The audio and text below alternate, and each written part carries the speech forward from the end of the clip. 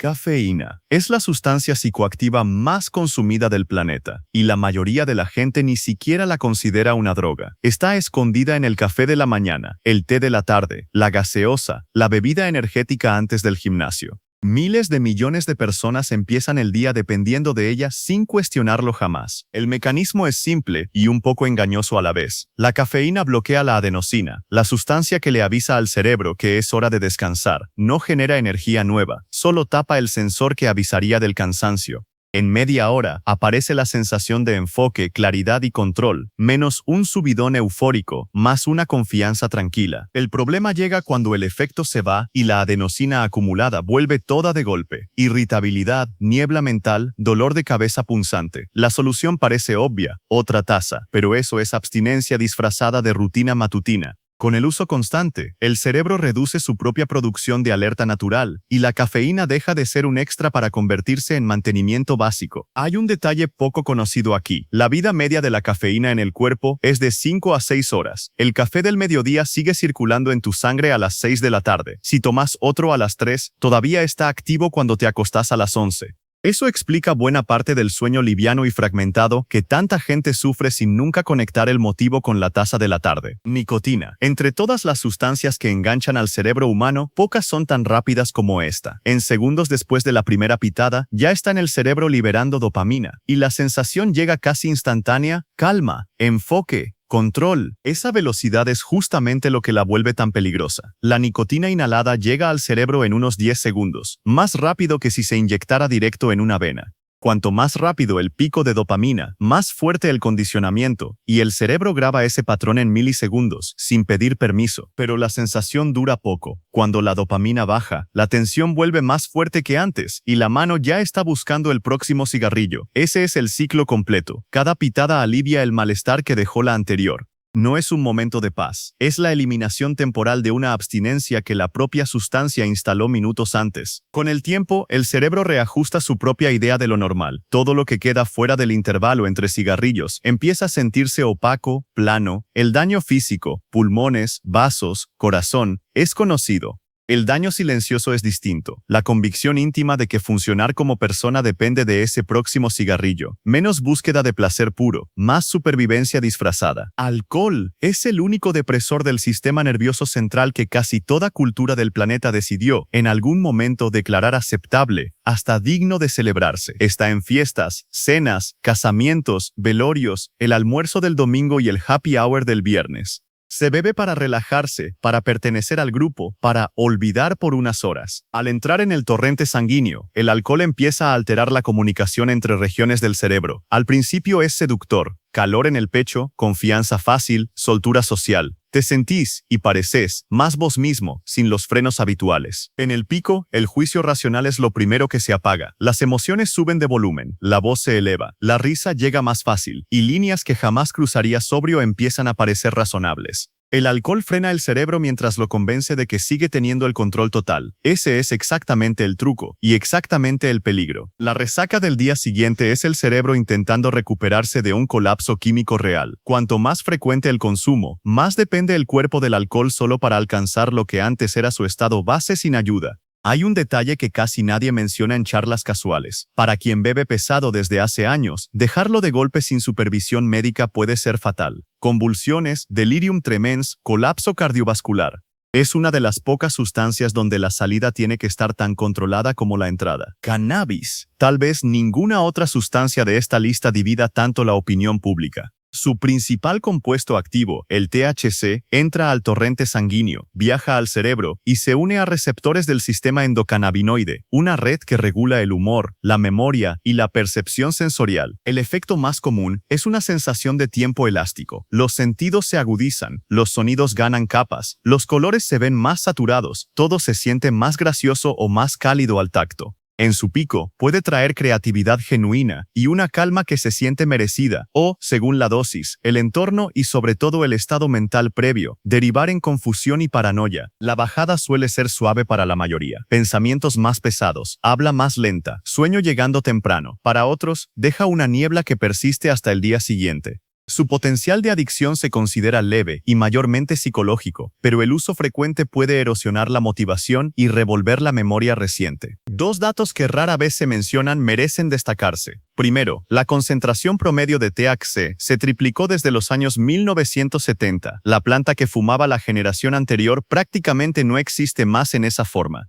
Segundo, el THC es lipofílico, es decir, se disuelve en la grasa corporal y queda almacenado en las células adiposas durante semanas después de que cualquier efecto perceptible ya desapareció. El cuerpo carga un residuo de la sustancia mucho más tiempo del que sugiere el efecto. Benzodiazepinas son los sedantes recetados oficialmente para la ansiedad, los ataques de pánico y el insomnio, funcionando al potenciar el GABA, el principal freno químico del cerebro. Después de tragar uno, la sensación inicial es de alivio genuino. Los músculos se relajan, los pensamientos se desaceleran, el mundo pierde ese filo cortante. En el pico, todo se siente distante y suave, como si alguien hubiera bajado manualmente el volumen de la preocupación. Para quienes conviven con ansiedad severa, eso puede significar un cambio real en la calidad de vida. El problema es que, con el uso continuo, el cerebro terceriza su propia capacidad de calmarse y se olvida de cómo hacerlo solo. En los años 1970 y 1980, el Valium llegó a ser el medicamento más recetado de Estados Unidos, prescrito para casi cualquier malestar emocional, vendido como seguro, moderno y prácticamente sin riesgos.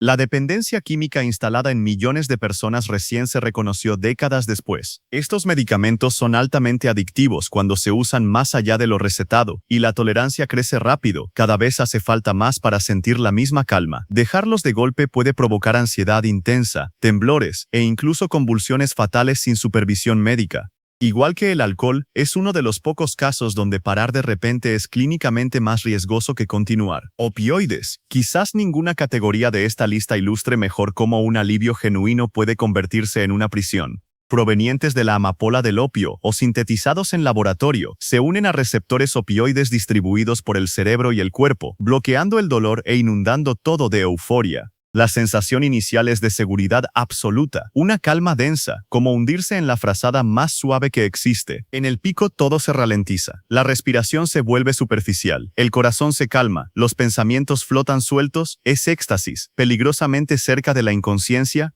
Sin embargo, cada repetición de la experiencia entrega un poco menos que la anterior, y ese primer pico se vuelve cada vez más difícil de alcanzar de nuevo. La escala del daño que los opioides le causaron al mundo moderno es difícil de procesar. En Estados Unidos, la crisis de opioides ya mató a más de 500,000 personas en 2 décadas, más que todas las guerras americanas combinadas desde la Segunda Guerra Mundial. Una parte importante de ese colapso empezó en consultorios médicos comunes. En los años 1990, las farmacéuticas le aseguraron a los médicos, con publicaciones e incentivos financieros, que los opioides recetados no generaban dependencia. Era mentira, y millones de recetas se firmaron confiando en eso. El fentanilo, un opioide sintético 100 veces más potente que la morfina, puede matar en una cantidad del tamaño de unos pocos granos de sal. La abstinencia es brutal. Ansiedad, dolor muscular intenso, náuseas, insomnio, cada nervio del cuerpo gritando por alivio. El mismo calor que reconforta al principio es exactamente lo que termina robándole a todo lo demás en la vida. Cocaína, rápida, poderosa y traicionera, hecha a partir de hojas de coca procesadas, inunda el cerebro con dopamina al bloquear la reabsorción natural del neurotransmisor. El resultado es un cerebro literalmente ahogado en señales de placer disparando todas al mismo tiempo. El inicio es casi instantáneo. Euforia, energía, una confianza que parece no tener techo. El corazón se acelera, las pupilas se dilatan, cada pensamiento parece brillante y cada movimiento parece perfecto, una sensación pasajera de invencibilidad total. Lo que pocos saben es que la cocaína contrae las arterias coronarias, justo mientras obliga al corazón a trabajar al límite, una combinación que ya causó infartos en jóvenes completamente sanos, sin ningún historial cardíaco, en su primer o segundo uso. No existe algo así como casi sin riesgo cuando se trata del corazón. El crack, muchas veces tratado como una droga completamente distinta, es exactamente la misma molécula en forma fumable. La diferencia crítica es la velocidad con la que llega al cerebro, 8 segundos por vía pulmonar, lo que maximiza tanto el efecto como la adicción.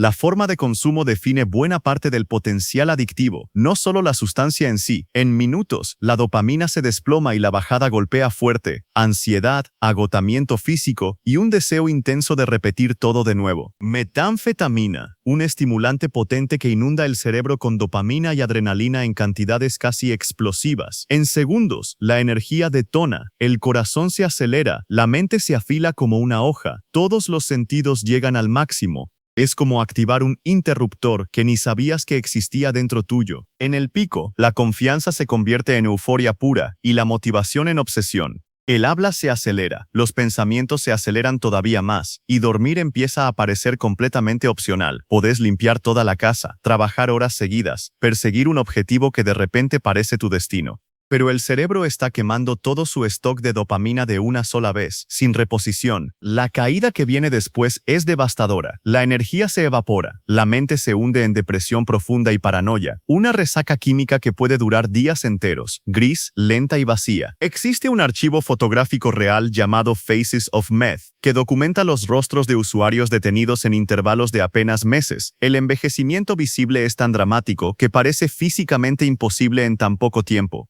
La sustancia también provoca el llamado meth mouth, boca seca severa combinada con rechinar de dientes y ausencia de saliva protectora. Destruye la dentadura de forma irreversible en pocos meses. No es falta de higiene, es bioquímica pura actuando contra el cuerpo. MDMA, conocida en la calle como éxtasis o molly, es un estimulante sintético que hace algo que ninguna otra sustancia de esta lista replica exactamente igual. Inunda el cerebro con serotonina, dopamina y oxitocina al mismo tiempo. La combinación completa de placer, recompensa y conexión humana. Al inicio, un calor profundo se extiende por todo el cuerpo. La música gana textura, la luz parece danzar, el contacto de otra persona se siente eléctrico. En el pico, con la serotonina al máximo, el mundo simplemente se siente perfecto, y la sensación de conexión con cualquiera cerca, amigo o desconocido, se vuelve abrumadora. El problema es que el cerebro quema sus reservas de serotonina demasiado rápido, y la bajada golpea fuerte, vacío, tristeza profunda, agotamiento emocional que puede durar horas.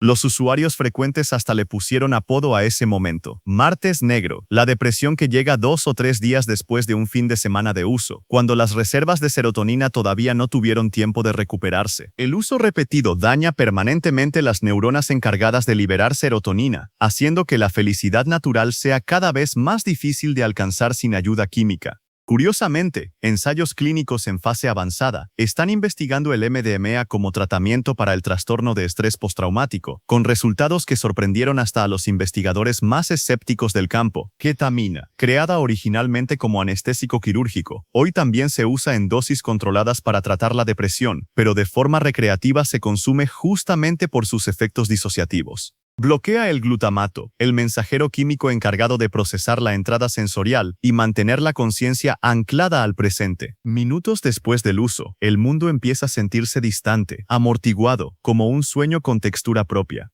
En el pico, la percepción se desconecta casi por completo, lo que los usuarios llaman el K-hole, la sensación de flotar sobre el propio cuerpo, observando la propia vida desde afuera, con el tiempo completamente detenido. En 2019, la FDA aprobó una versión intranasal de la ketamina, vendida como Spravato, para tratar la depresión resistente a otros tratamientos, el primer antidepresivo con un mecanismo radicalmente nuevo aprobado en décadas, con efecto en horas en vez de semanas. Las clínicas de infusión se están expandiendo por el mundo. El mismo anestésico que se volvió droga recreativa podría estar reescribiendo el futuro del tratamiento de la depresión severa. El regreso a la conciencia plena ocurre de a poco. La visión se aclara, el habla vuelve, pero los pensamientos pueden sentirse como si se movieran bajo el agua por un rato. El uso pesado y sostenido causa problemas serios de memoria y daño grave en la vejiga. La ketamina separa literalmente la mente del cuerpo, y a veces esa separación se convierte en un lugar donde algunas personas eligen quedarse. LSD no altera la realidad en sí misma, reescribe cómo el cerebro la procesa. Generalmente se toma en pequeños papeles colocados bajo la lengua, en cantidades medidas en millonésimas de gramo, lo cual ya dice algo sobre su potencia extrema. La historia de su descubrimiento merece un capítulo aparte. El químico suizo Albert Hofmann sintetizó el LSD en 1938 lecho sin notar nada inusual. 5 años después, en 1943, absorbió accidentalmente una cantidad mínima a través de la piel de sus dedos durante un experimento de rutina, y tuvo que volver a casa en bicicleta mientras el mundo a su alrededor empezaba a disolverse visiblemente, episodio que entró en la historia de la farmacología como el Bicycle Day. La sustancia más potente de la psicofarmacología moderna nació de un accidente, en una bicicleta, en Suiza. El compuesto se une a receptores de serotonina, especialmente el 5-HT2A, ligado directamente a la percepción y el estado de ánimo. Los patrones visuales cobran vida propia, los colores cambian de tono, los sonidos parecen ganar textura.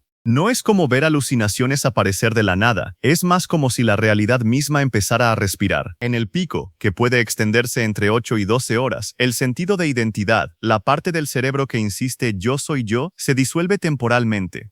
La experiencia puede traer una sensación de conexión con el universo entero, o hundirse en el terror más profundo jamás sentido, dependiendo enteramente de lo que ya existe dentro de la persona antes de que empiece el viaje. El LSD no genera adicción física, pero es profundamente impredecible. La misma dosis puede ser éxtasis una vez y pesadilla la siguiente. Psilocibina, los famosos hongos mágicos, es un compuesto alucinógeno que se encuentra en ciertas especies de hongos y que, una vez en el cuerpo, se convierte en psilocina, una sustancia que interactúa directamente con receptores de serotonina en el cerebro.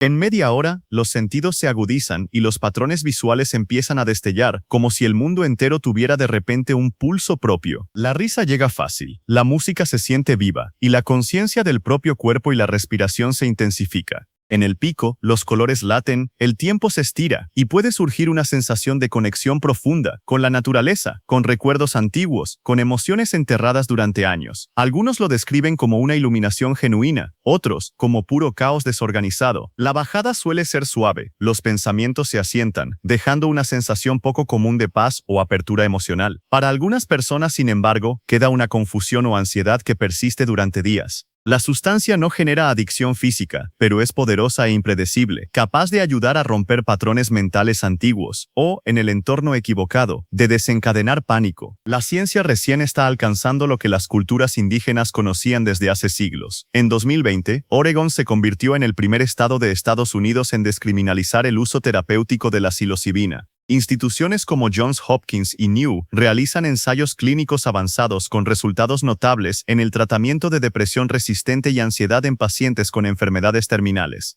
Una sustancia históricamente clasificada entre las más peligrosas está siendo redescubierta como herramienta terapéutica de precisión, la ciencia simplemente llegando por otro camino, al mismo lugar que las prácticas ancestrales ya habían alcanzado. Ahora ya lo sabes. Si te gustó, dale a me gusta y suscríbete al canal. ¡Hasta luego!